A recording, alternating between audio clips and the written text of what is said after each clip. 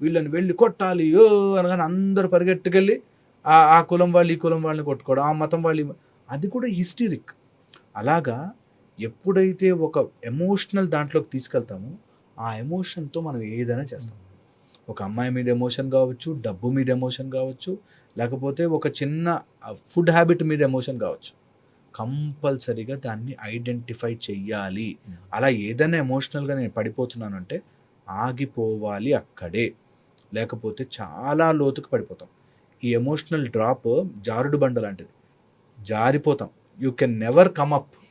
అది ఇంటెన్షనల్గా by mistake కొండెక్కేసానండి అని ఎవరు అంటారు, బై మిస్టేక్ జారిపడ్డానండి అంటారు. అందుకని కొండ ఎక్కడానికి ఎంత కష్టపడాలో, డబ్బు సంపాదించడానికి, పేరు సంపాదించడానికి, లేకపోతే మంచి మార్గంలో నీ ఉద్యోగం ద్వారా డబ్బు సంపాదించుకోవడానికి సమయము పడుతుంది.